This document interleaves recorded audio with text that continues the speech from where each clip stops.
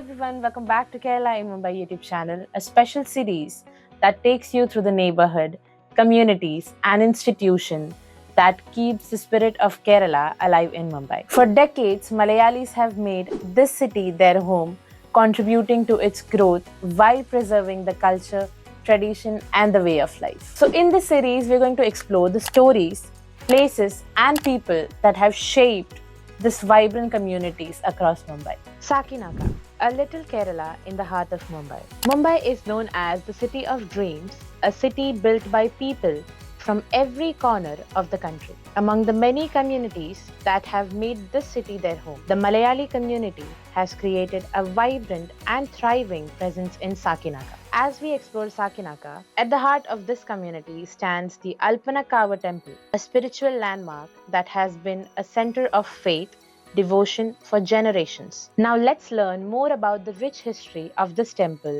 from the members. എൻ്റെ പേര് Anilkumar KS എന്നാണ്. ഞാനിപ്പം അമ്പലത്തിൻ്റെ പ്രസിഡൻ്റാണ്. അതായത് കണ്ടിന്യൂസ് ആയിട്ട് എട്ട് വർഷമായിട്ട് പ്രസിഡൻ്റാണ്. അതിന് മുമ്പ് ഏതാണ്ട് ഒരു 9 വർഷം ഞാൻ സെക്രട്ടറി ആയിട്ടിരുന്നിട്ടുണ്ട്. അമ്പലത്തിൻ്റെ ഫൗണ്ടർ മെമ്പർ എന്ന് വേണമെങ്കിൽ പറയാം. ആദ്യം സ്റ്റാർട്ടിങ് മുതലേ അമ്പലമായിട്ട് ബന്ധപ്പെട്ട് പ്രവർത്തിക്കുന്നുണ്ട്. നമ്മുടെ ഇവിടെ ആൽപ്പനക്കാവ് എന്നാണ് ക്ഷേത്രത്തിൻ്റെ പേര്. അതായത് ആലും പനയും കൂടെ ഒന്നിച്ച് നിൽക്കുന്നു. അതുകൊണ്ടാണ് ആൽപ്പനക്കാവ് എന്നുള്ള ആ ഒരു പേര് നമ്മുടെ സ്റ്റാർട്ടിങ്ങിൽ നമ്മൾ കൊടുത്തത്. അമ്പലം ഇവിടെ വരാനുള്ളൊരു കാരണം, ആദ്യം അയ്യപ്പ പൂജ നമ്മുടെ പൈപ്പ് ലൈനിൽ വെച്ചാണ് നടന്നുകൊണ്ടിരിക്കുന്നത്. ഇവിടെ അതിന് മുമ്പ് തന്നെ ആലിൻ്റെ ചവിട്ടിൽ ഇവിടെ അടുത്തുള്ളവർ, അതായത് പഞ്ചാബികളെ മലയാളികളെ അവരെല്ലാം ചേർന്ന് ഭദ്രകാളിയുടെ ഒരു ഫോട്ടോ ഉണ്ടായിരുന്നു. ആ ഫോട്ടോയുടെ മുമ്പിൽ വിളക്കൊക്കെ വെച്ച് അവർ ആരാധിക്കുന്നുണ്ടായിരുന്നു. ഇവിടെ അമ്പലം വരുന്നതിന് മുമ്പ് അവിടെ പൈപ്പ് ലൈനിലെ പൂജ നടക്കാൻ പറ്റാത്തൊരു സാഹചര്യം വന്നു കഴിഞ്ഞപ്പോൾ അതിൻ്റെ കമ്മിറ്റി മെമ്പേഴ്സ്, പൈപ്പ് ലൈനിലെ സംഘാടകർ, അവരിവിടെ വന്നതിന് ശേഷം ഇവിടെ ഉള്ള ആൾക്കാരുമായിട്ട് സംസാരിക്കുകയും ഈ ആലിന് ചുവട്ടിൽ അമ്പലം പണിയാനുള്ള കാര്യം തീരുമാനിക്കുകയും ചെയ്തു. അത് അമ്പലത്തിന് വേണ്ടി സ്ഥലം ചിത്തരഞ്ജൻ ശർമാജി എന്ന് പറയുന്ന ഒരു ലാൻഡ് ലോഡുണ്ട്, പവായി താമസിക്കുന്നത്. അദ്ദേഹം ഇപ്പോൾ ഇല്ല. അദ്ദേഹം ആണ് നമുക്ക് ഈ സ്ഥലം തന്നിരിക്കുന്നത്. ഈ അമ്പലം നിൽക്കുന്ന സ്ഥലവും ഈ ഹോളും എല്ലാം തന്നെ. പിന്നെ ഈ സൈഡിലുള്ളത് പിന്നെ നമ്മൾ വിലയ്ക്ക് മേടിച്ചതാണ്. സൈഡിലുള്ള റൂമുകളൊക്കെ പിന്നെ വിലയ്ക്ക് മേടിച്ചതാണ്. അപ്പം അങ്ങനെയാണ് നമ്മൾ 1987 ഫെബ്രുവരി 2-നാണ് ആദ്യം ഇവിടെ പ്രതിഷ്ഠ നടത്തുന്നത്. അന്ന് അയ്യപ്പന്, ദുർഗാദേവി, ഗണപതി, നാഗരാജാവ് ഇത്രയും മാത്രമേ ഉള്ളായിരുന്നു. അതിനുശേഷം പിന്നെ 2001 പുനഃപ്രതിഷ്ഠ നടത്തി. പുനഃപ്രതിഷ്ഠയ്ക്ക് ശേഷം പിന്നെ വീണ്ടും അയ്യപ്പനെ, ദുർഗാദേവി, ഗണപതി, നവഗ്രഹങ്ങളെ, നാഗരാജാവ്, നാഗയക്ഷി ഇത്രയും പിന്നെ രണ്ടാമത് വന്നു. ഈ അമ്പലം കുറച്ചുകൂടെ ഡെവലപ്പ് ചെയ്തു. ഹോള് വന്നു. അമ്പലത്തിൻ്റെ സാങ്ക്ടം സാങ്ക്ടോറിയം, അതായത് അമ്പലം നിൽക്കുന്ന സ്ഥലം കുറച്ചുകൂടെ വലുതാക്കി വിസ്താരമാക്കി എടുത്തു. കഴിഞ്ഞ വർഷം 2025 ജൂലൈ 7 മുതൽ നമുക്ക് വീണ്ടും ആസ്ട്രോളജിക്കൽ പ്രഡിക്ഷൻ അനുസരിച്ച്, ദേവപ്രശ്നം അനുസരിച്ച് ഇവിടെ മഹാവിഷ്ണുവിൻ്റെ സാന്നിധ്യം ഉണ്ടെന്ന്, മഹാവിഷ്ണുവിൻ്റെ പൂജ ദിവസവും ചെയ്യണം എന്നുള്ളതും അനുസരിച്ച് 2025 ജൂലൈ മുതൽ മഹാവിഷ്ണുവിൻ്റെ പൂജയും ഡെയിലി ചെയ്തു വരുന്നു. കൂടാതെ ഇവിടെ ആദ്യകാലം ഞാൻ പറഞ്ഞില്ല, ആദ്യം സ്റ്റാർട്ടിങ്ങിൽ ഇവിടെ ഉള്ളവർ ഭദ്രകാളി ദേവിയുടെ ഫോട്ടോയൊക്കെ വെച്ച് പൂജിച്ചു. അതിൻ്റെ അടിസ്ഥാനത്തിൽ ഭദ്രകാളി ദേവി ഇവിടെ ഉണ്ടെന്നും ഭദ്രകാളി ദേവിയുടെ സാന്നിധ്യം ഇവിടെ ഉണ്ടെന്നും അതനുസരിച്ച് ഭദ്രകാളി ദേവിക്ക് പൂജ വേണമെന്നുള്ള ഇത് ദേവപ്രശ്നത്തിൽ വന്നതനുസരിച്ച് എല്ലാ മാസത്തിലും ഒരു ദിവസം ഭദ്രകാളി പൂജയും ഇവിടെ നടത്തി വരുന്നു. അതുപോലെ തന്നെ മണ്ഡലം തുടങ്ങി മകരവിളക്ക് വരെ എല്ലാ സൺഡേയിലും ഇവിടെ അന്നദാനം നടത്തുന്നുണ്ട്. ഇവിടെ അന്നദാനം എന്ന് പറയുന്നത് വളരെ 800 മുതൽ 1000 പേര് വരെ ഇവിടെ അന്നദാനത്തിന് പങ്കുകൊള്ളാറുണ്ട്. അതും സാധാരണക്കാരാണ്. കൂടാതെ എല്ലാ ശനിയാഴ്ചയും, മിക്കവാറും എല്ലാ ശനിയാഴ്ചയും ശനി പൂജ, അതായത് അയ്യപ്പനുള്ള നീരാഞ്ജനം, എള്ളുവിളക്ക് അങ്ങനെയുള്ള പൂജകൾ, അയ്യപ്പനുള്ള പ്രത്യേക പൂജകൾ ഇവിടെ നടത്തുന്നുണ്ട്. അതുപോലെ എല്ലാ ആയില്യത്തിൻ്റെ അന്നും ആയില്യം പൂജ നടത്തുന്നുണ്ട്. പിന്നെ എല്ലാ വർഷവും കുംഭഭരണി ദിവസം പൊങ്കാല നടത്താറുണ്ട്. പിന്നെ കർക്കിടക മാസത്തിൽ 31 ദിവസവും അമ്പലത്തിൽ രാമായണ പാരായണമുണ്ട്. കർക്കിടക ബാഹുബലി പിതൃ തർപ്പണം നടത്തുന്നുണ്ട്. ഇവിടുന്ന് അമ്പലത്തിൽ നിന്ന് ജുഹു കടപ്പുറത്ത് കൊണ്ടുവന്ന് വിശാലമായിട്ടത് നടത്തിക്കുന്നുണ്ട്. അന്നേ ദിവസം തന്നെ ക്ഷേത്രത്തിൽ തിലഹോമവും നടത്തുന്നുണ്ട്. ഞാൻ ഹരികുമാർ പിള്ളൈ, ഈ ക്ഷേത്രത്തിൻ്റെ ജനറൽ സെക്രട്ടറിയാണ്. രണ്ട് വർഷമായിട്ട് ജനറൽ സെക്രട്ടറിയാണ്. നമ്മുടെ അമ്പലത്തിൽ ഇത് അധ്യക്ഷൻ പറഞ്ഞത് കൂടാതെ എല്ലാ വർഷവും ഭാഗവത സപ്താഹം നടക്കാറുണ്ട്. അതുപോലെ തന്നെ എല്ലാ വർഷവും ശബരിമല യാത്രയും നടത്താറുണ്ട്. ഇവിടുന്ന് 50 അയ്യപ്പന്മാരിൽ കൂടുതലായിട്ട് പല ക്ഷേത്രങ്ങൾ ദർശിച്ച് സന്നിധാന ദർശനം കഴിഞ്ഞ് മടങ്ങി വരാറുണ്ട്. എല്ലാ വിശേഷ പൂജകളും അധ്യക്ഷൻ പറഞ്ഞ പോലെ തന്നെ ഇവിടെ നടത്താറുണ്ട്. ഞാൻ രാജഗോപാലൻ നായർ, ഈ അൽപ്പനക്കാവ് അമ്പലത്തിൻ്റെ വൈസ് പ്രസിഡൻ്റാണ്. ഒരു 4 കൊല്ലമായിട്ടുണ്ട് നമ്മൾ സജീവമായി പ്രവർത്തിക്കുന്നു. പിന്നെ ഈ അമ്പലത്തിൽ എല്ലാ വർഷവും KNS ഈ ക്ഷേത്ര പരിപാലന സമിതിയുടെ ആഭിമുഖ്യത്തിൽ നടക്കുന്ന നാരായണീയ കോമ്പറ്റീഷനിൽ പങ്കെടുക്കാറുണ്ട്. പിന്നെ എല്ലാ ആഴ്ചയിലും ബാലഗോകുലം ക്ലാസ് നടക്കുന്നുണ്ട്. അതും മലയാളം ആണ് പഠിപ്പിക്കുന്ന കുട്ടികൾ തന്നെ മലയാളം ക്ലാസ്സും നടത്തുന്നുണ്ട്. ഈ ബാലഗോകുലത്തിൽ ആർക്കെങ്കിലും പഠിക്കണമെന്ന് ഇൻട്രസ്റ്റ് ഉണ്ടെങ്കിൽ ആധ്യാത്മികമായി അതും പഠിപ്പിക്കുന്നുണ്ട്. എല്ലാ സൺഡേയിലും സ്ത്രീകളും മെമ്പേഴ്സ് ഉണ്ട് ഇവിടെ. അവരും നല്ല രീതിയിൽ പ്രവർത്തിക്കുന്നുണ്ട്. ഭജന എല്ലാ ശനിയാഴ്ചയും ഭജന നടത്തുന്നുണ്ട്. എല്ലാ വ്യാഴാഴ്ചയും നാരായണീയം നടത്തുന്നുണ്ട്. പിന്നെ അദ്ദേഹം പറഞ്ഞ പോലെ എല്ലാ ഞായറാഴ്ചയും ബാലഗോകുലം ക്ലാസ് നടക്കുന്നുണ്ട്. Faith in Sakinaka find expressions in many forms. The Mary Mata Church has been an important part of the lives of Malayali Christian families for many years. A place of prayer, unity and peace, the church continues to nurture spiritual values while bringing families together through various religious and community activities. Walking through the streets of Sakinaka, one can easily spot the many Malayali-owned stores. From Kerala spices and snacks to traditional household products, these shops provides a familiar connection to home and keep the flavors of Kerala alive in everyday life. എൻ്റെ പേര് ഉണ്ണികൃഷ്ണൻ എന്നാണ്. Original പേര് സന്തോഷ് എന്ന് പറഞ്ഞാൽ അറിയുള്ള എല്ലാവരും. ഇവിടെ മലയാളി കട തുടങ്ങിയിട്ട് നമ്മൾ 13 വർഷമായി. ബോംബെയിൽ താമസം തുടങ്ങിയിട്ട് നമ്മൾ 28 വർഷമാണ് പോകണം. അതിലെ കട തുടങ്ങിയിട്ട് നമ്മൾ 13 വർഷമായിട്ടുള്ളൂ. അപ്പോൾ ഇവിടെ ഇപ്പോൾ മലയാളികളൊക്കെ വളരെ കുറവാണ്. ഇപ്പോൾ പഴയ കണ്ടീഷനിൽ നോക്കുകയാണെന്നുണ്ടെങ്കിൽ കണ്ടമാനം മലയാളീസ് ഉണ്ടായിരുന്നു. ഇപ്പോൾ മലയാളികൾ വളരെ കുറവാണ്. ഇപ്പോൾ ഒരു 100% എടുക്കണമെന്നുണ്ടെങ്കിൽ നമുക്കൊരു 20-25% മലയാളീസ് ഉള്ളൂ. അപ്പോൾ ആൾക്കാരൊക്കെ ഇവിടുന്ന് താമസം മാറി വേറെ ഏരിയയിലേക്ക് പോയി തുടങ്ങി. അപ്പോൾ അത് കാരണം കൊണ്ട് കടകളുണ്ട്. ഇപ്പോൾ ഒരു 3 കട നമ്മുടെ ഈ ലൊക്കേഷനിൽ തന്നെ ഉണ്ട്. ഒരു ഇവ സ്റ്റോറുണ്ട്, ഒരു മാർട്ടി സ്റ്റോറുണ്ട്. ഇപ്പോൾ ഈ സാക്കനാക്ക ജോസ് നഗറിൽ മാത്രമായിട്ട് തന്നെ 3 കടയാണ്. നമ്മുടെ കടയുടെ പേര് വിഷ്ണു കേരള ജനറൽ സ്റ്റോർ എന്നാണ്. Across Sakinaka, restaurants like Friends Lunch Home and Malabar Restaurant serves authentic Kerala dishes that reminds people of home. Whether it is appam, puttu, fish curry or traditional Kerala sadhya, this establishment have become favorite gathering places for both residents and visitors alike. എൻ്റെ പേര് ഷാജൻ. ഞാൻ കേരളത്തിലെ തൃശ്ശൂർ ജില്ലയിലുള്ള കുന്നംകുളത്ത് നിന്നാണ് വന്നിട്ടുള്ളത്. ബോംബെയിലേക്ക് വന്നിട്ടുണ്ട്. ഇവിടെ ഹോട്ടൽ തുടങ്ങിയിട്ട് 26 വർഷമായി. ഇവിടെ ഫാമിലിക്ക് അടുത്തുകാട്ട് ജീവിക്കുന്നു. ഹോട്ടലിൻ്റെ പേര് ഫ്രണ്ട്സ് ഹോട്ടൽ എന്നാണ്. ഇവിടെ ഹോട്ടലും അക്കോമഡേഷനും കൂടിയിട്ടുള്ളതാണ്. മെസ് സംവിധാനങ്ങളാണ്. ഇവിടെ ഫുഡ് ആൻഡ് അക്കോമഡേഷൻ നമ്മൾ കൊടുക്കുന്നുണ്ട്. ഡോർമെറ്ററി ഉണ്ട്, സെപ്പറേറ്റ് റൂംസ് ഉണ്ട്, AC ഉണ്ട്, നോൺ AC ഉണ്ട്. അങ്ങനെയുള്ള സംവിധാനങ്ങളൊക്കെ ഉണ്ട്. നമ്മുടെ കേരള ഫുഡാണ് കൂടുതൽ. For more than 3 decades, the Progressive Arts Club has played a vital role in preserving and promoting Malayali culture in Sakinaka. As a non-profit organization, it has provided a platform for culture programs, social activities, and community activities, bringing together people of all ages and backgrounds.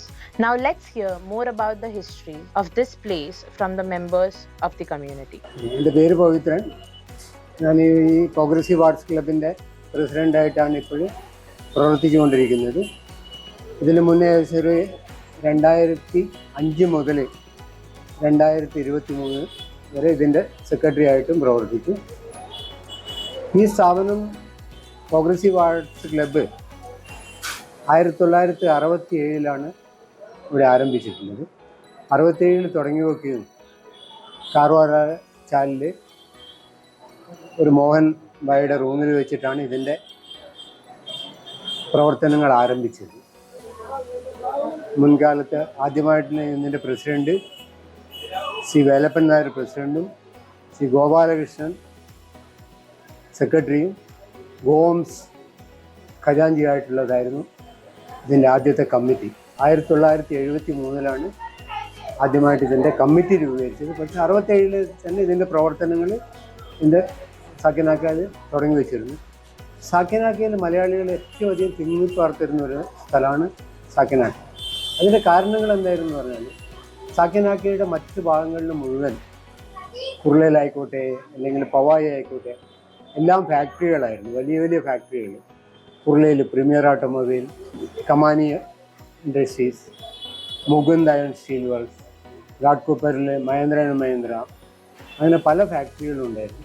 ആ ഫാക്ടറിയിൽ work ചെയ്യുന്ന മലയാളികളായിരുന്നു ഈ സാക്കിനാക്കയിൽ 10x10 റൂമിൽ താമസിച്ചിട്ടുണ്ടായിരുന്നു. അവരെ എന്ന് പറഞ്ഞാൽ മലയാളികൾക്ക് അന്ന് നല്ല പ്രശ്നങ്ങളുണ്ടായിരുന്നു.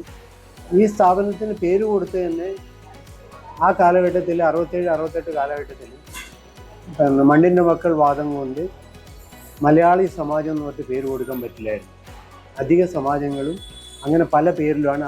അതുകൊണ്ടാണ് നമ്മുടെ ഈ സമാജത്തിനും പ്രോഗ്രസീവ് ആർട്സ് ക്ലബ് എന്ന് പറഞ്ഞിട്ട് നമ്മൾ പേര് കൊടുത്തത്. ആയിരക്കണക്കിന് മലയാളികൾ ഉണ്ടായിരുന്നതാണ് എല്ലാ ഇതിലും. ഇവിടെയുള്ള ചാലുകളിൽ, സാക്കിനാക്കയിലെ ചാലുകളിൽ, അന്ന് ഇവിടെ പിന്നെ സാക്കിനാക്കയിലെ ബിൽഡിങ്ങുകളൊന്നും ഉണ്ടായിരുന്നില്ല. എല്ലാ ഫാക്ടറികളിലും പണിയെടുക്കുന്ന ചാലുകളിൽ താമസിക്കുന്ന മാക്സിമം ഏറ്റവും കൂടുതലായിട്ട് മലയാളികൾ തന്നെയായിരുന്നു ഉണ്ടായിരുന്നത്. പിന്നെ ഈ മലയാളികളെ ഇവിടുന്ന് മറ്റ് സ്ഥലങ്ങളിലേക്ക് കുടിയേറി പാർക്കാൻ തുടങ്ങി. അതിൻ്റെ കാരണം എന്ന് പറഞ്ഞാൽ അവരുടെ കുട്ടികൾ വലുതാവുന്നതിനനുസരിച്ചിട്ട് ഈ 10x10 റൂമിൽ താമസിക്കുക എന്നുള്ളത്, കുട്ടികളുടെ വിദ്യാഭ്യാസം കഴിഞ്ഞ ശേഷം കുട്ടികളുടെ കല്യാണം ഇതെല്ലാമായിട്ട് ബന്ധപ്പെട്ടിട്ട് ഇവിടുന്ന് ആളുകൾ വിട്ടുപോകാൻ തുടങ്ങി. അത് പിന്നെ ബോംബെയുടെ മറ്റ് പല ഭാഗങ്ങളിലേക്കും. കാരണം ഇവിടുന്ന് റൂം വിറ്റിട്ട് കിട്ടുന്ന കാശ് കൊണ്ട് അവിടെ ഒരു നല്ല ഫ്ലാറ്റ് എടുത്തിട്ട് ആളുകൾക്ക് താമസിക്കാൻ പറ്റും. അങ്ങനെ ഇവിടെയുള്ള മലയാളികൾ ഇപ്പോൾ വളരെയധികം കുറഞ്ഞു വന്നിരിക്കുകയാണ്. ഇവിടെ ഏകദേശം ഒരു 1000-ലധികം അംഗങ്ങളുണ്ടായിരുന്നതാണ് നമ്മുടെ സമാജത്തിൽ. ഇന്ന് ഒരു 375ഓളമാണ് ലൈഫ് മെമ്പർമാരായിട്ടുള്ളത്. പിന്നെ കുറച്ച് ഓർഡിനറി മെമ്പർമാരായിട്ടുള്ള ആളുകളുണ്ട്. ഇതാണ് സമാജത്തിൻ്റെ മെമ്പർഷിപ്പ്. ഇവിടെ വായനാശീലം. ഒരു കാലത്ത് ഈ ഹാള് മുഴുവൻ നിറഞ്ഞു നിൽക്കുമായിരുന്നു. ആളുകൾ പത്രങ്ങൾ വായിക്കാൻ ആളുകൾ ഇങ്ങനെ പത്രങ്ങൾ കിട്ടാൻ ഇങ്ങനെ കാത്തു നിൽക്കുമായിരുന്നു. ഇന്ന് ഞങ്ങളിവിടെ ഒരു 4-5 പത്രങ്ങൾ വാങ്ങിക്കുന്നുണ്ട്. ഇംഗ്ലീഷ് പത്രമായിക്കോട്ടെ, മലയാളം ആയിക്കോട്ടെ. പക്ഷെ അത് വായിക്കാൻ തന്നെ ആരുമില്ല എന്നുള്ളതാണ്. വളരെ ചുരുക്കം ആളുകളാണ്. ലൈബ്രറി, ഇവിടെ വലിയൊരു ലൈബ്രറിയുണ്ട്, നല്ലൊരു പുസ്തക ശേഖരമുണ്ട്. അതുപോലെ തന്നെ മലയാളം മിഷൻ്റെ കുറേ പുസ്തകങ്ങളുണ്ട്. പക്ഷെ ഇതൊന്നും എടുത്ത് വായിക്കാൻ ആരും താല്പര്യം കാണിക്കുന്നില്ല. വായനാശീലം വളർത്താനും പിന്നെ കുട്ടികളിൽ വളർത്തണം വായനാശീലം എന്നാണ് ഞങ്ങളുടെ ആഗ്രഹം. അതിനു വേണ്ടിയിട്ട് ചെറുപ്പക്കാരായിട്ടുള്ളവർ അതിന് തയ്യാറെടുക്കുകയും വേണം എന്നാണ് ഞങ്ങളുടെ ആഗ്രഹം. എൻ്റെ പേര് കണ്ണൻ തങ്കപ്പൻ. ഞാൻ പ്രോഗ്രസീവ് ആർട്സ് ക്ലബിൻ്റെ സെക്രട്ടറിയാണ്. ഏകദേശം ഒരു 2010 മുതലാണ് ഞാൻ പ്രോഗ്രസീവ് ആർട്സ് ക്ലബ്ബുമായിട്ട് പ്രവർത്തിച്ച് തുടങ്ങിയത്. അതിനുശേഷം 1-2 വർഷങ്ങൾക്ക് ശേഷം ജോയിൻറ്റ് സെക്രട്ടറി ആയിരുന്നു. ഇപ്പോൾ എൻ്റെ ചുമതല സെക്രട്ടറി എന്ന നിലയിലാണ്. പ്രോഗ്രസീവ് ആർട്സ് ക്ലബിൻ്റെ പ്രവർത്തനങ്ങൾ പൊതുവെ ചാരിറ്റി ബേസ് ആയിട്ടുള്ള പ്രവർത്തനങ്ങളാണ് ഞങ്ങൾ. അതായത് പാവപ്പെട്ടവർ, ധനസഹായം, മെഡിക്കൽ ഹെൽപ്പ്, അങ്ങനെയുള്ള ചില കാര്യങ്ങളാണ് പൊതുവായിട്ട് ശ്രദ്ധ കേന്ദ്രീകരിക്കുന്നത്.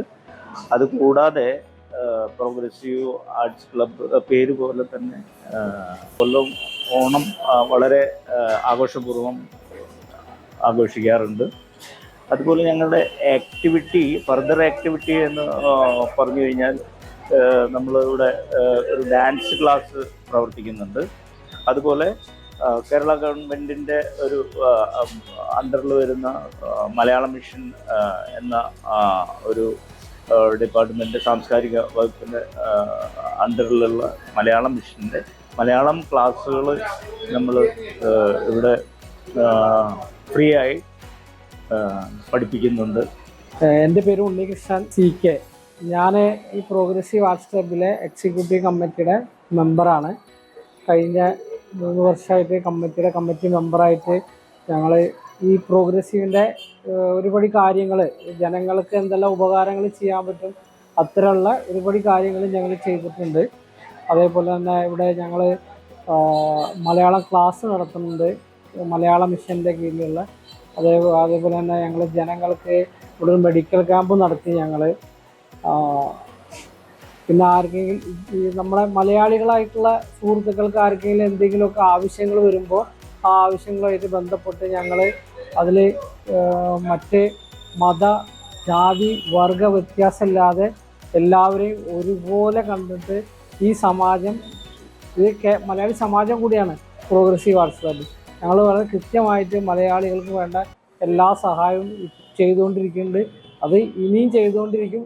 ഇനി അടുത്ത തലമുറയിൽ വരുന്ന കമ്മിറ്റിക്കാരും അത് തന്നെ ചെയ്യുമെന്ന് പ്രതീക്ഷിക്കുന്നു. The cultural spirit of Kerala continues through the younger generation as well. Dance classes and cultural training centers in Sakinaka provide opportunities for children and youth to learn and appreciate the rich artistic traditions of Kerala. Vaidyaratnam, a trusted Ayurvedic store in Sakinaka, brings Kerala's tradition healing practices closer to the community through authentic Ayurvedic medicines and wellness products. എൻ്റെ പേര് സുനിത സോമൻ. ഞാൻ ആലപ്പുഴ ഡിസ്ട്രിക്റ്റിലെ ചെമ്മന്നൂരിലാണ് എൻ്റെ നാട്. ബോംബെയിൽ വന്നിട്ട് 28 വർഷമായി. ഫാമിലിയായിട്ട് ഇവിടെ തന്നെയാണ് താമസം. ഇവിടെ സാക്കിനാക്കയിലെ വൈദ്യരത്നത്തിൻ്റെ ഷോപ്പിലാണ് ഞാൻ വർക്ക് ചെയ്യുന്നത്. 12 വർഷമായി ഇത് നടത്തിക്കൊണ്ടുവരുന്നു. ഈ മരുന്നുകൾ മാത്രമേ ഉള്ളായിരുന്നു. ഇപ്പം മലയാളി സാധനങ്ങളും എല്ലാം ഉൾപ്പെടെയുള്ള സാധനങ്ങൾ വെച്ചിട്ടുണ്ട്. പിന്നെ ഉഴിച്ചിലും അങ്ങനെയുള്ള കാര്യങ്ങളും എല്ലാം ഇവിടെ നടത്തുന്നുണ്ട്. This marks the beginning of our new series exploring the diverse communities, culture and stories that makes Mumbai truly unique. Thank you for joining us on this first journey through Sakinaka, a little Kerala in the heart of Mumbai. Stay tuned and follow us for more as we uncover many more fascinating neighborhoods and communities across the city.